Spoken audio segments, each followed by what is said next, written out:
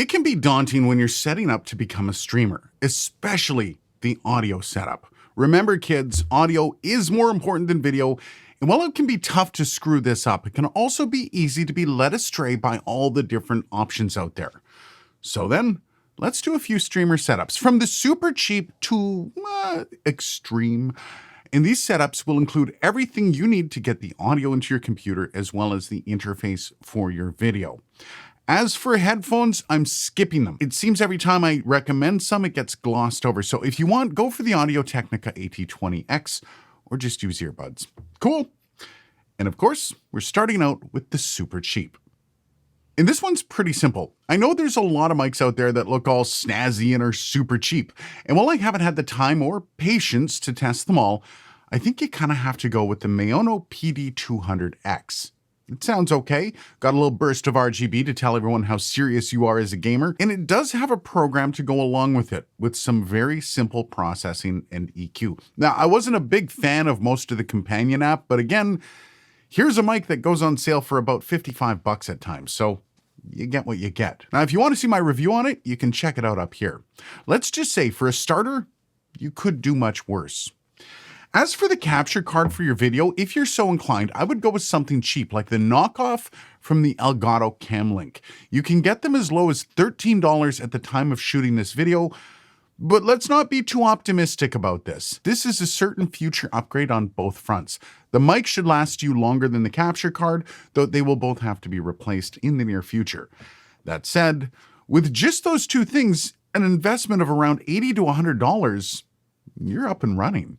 No extra points for style, though.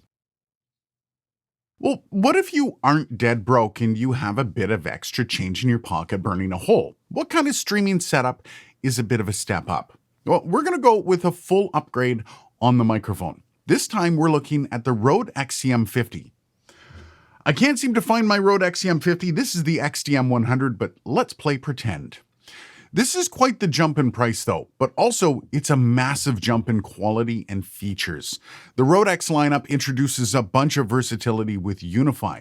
And again, if you want a refresher on all that, you can check out my review up here. Also, Aphex is a great system for filling out the sound of your mic, and it's a cheap way to get that Rodecaster Pro 2 sound without blowing out your bank account. Don't sleep on this mic. It has a very powerful set of features for just 149 bucks. Also, if you have a few extra bucks to spend, stepping up to the XDM100 is never a bad idea, though I would say it is much bigger, so if you're trying to stay discreet, this might not be your answer.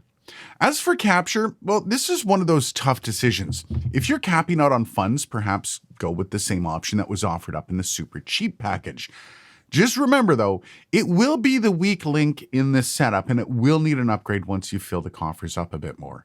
But if you're still doing okay, the Elgato Cam Link 4K is awesome, and it works great for getting your camera feed to OBS. And as more options hit the market, the price on this thing just gets better and better. Right now it's selling between 80 and 100 bucks on Amazon. So for this streaming solution in total, you're looking at around $250 at the worst. That's easily in the range of something Santa can provide this year, so make sure your list is up to date. And here's where we get to consolidate a few things. Again, with the microphone, we're staying with Rode. Now, the Podmic USB is one of the better options for versatility, and that combo USB and XLR output on the back might just be your thing. And yes, it works on its own. Throw in a Cam Link 4K and boom, you're up and running. I mean, what is that, like 350 bucks? Not bad, but also not much of a step up from the last section. So I'm gonna propose this, the Streamer X. Yes, it is $400, but it's also so much more. It's an interface with a capture card, with smart pads that can be used for almost anything. It has the same preamps as the Rodecaster series, same Aphex as the Rodecaster series. It can be used with Unify for true multi-track control. But here's the best part. Let's say that $400 price tag is stressing you out. Well, you can always go cheaper on the mic option. Podmic USB not your thing? You can get a cheap XLR mic as a stand-in until the bank fills back up. Hell, you could get a Zoom ZDM1 as a fill-in for the time being, a mic that only costs 50 bucks. No, it's not the greatest, but for 450 bucks, you're up and running. Either way, that Streamer X is a great purchase for one big reason.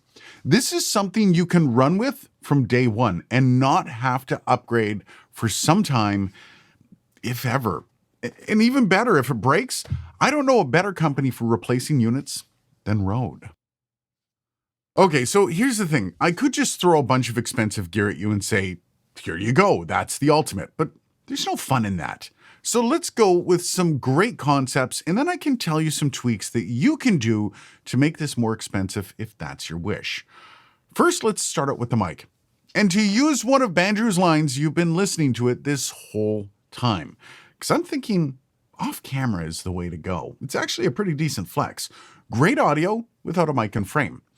And while that sounds expensive, you can actually do some great stuff with this. Synco Mic D2. It's also what I've been using right here. It's only $200, and this is the kind of sound you can get from it going through the Rodecaster Duo. This is a really great interface that can be used for other things, and frankly, just a really nice interface to have on your desk. It's a Rodecaster. Do I really have to sell it to you?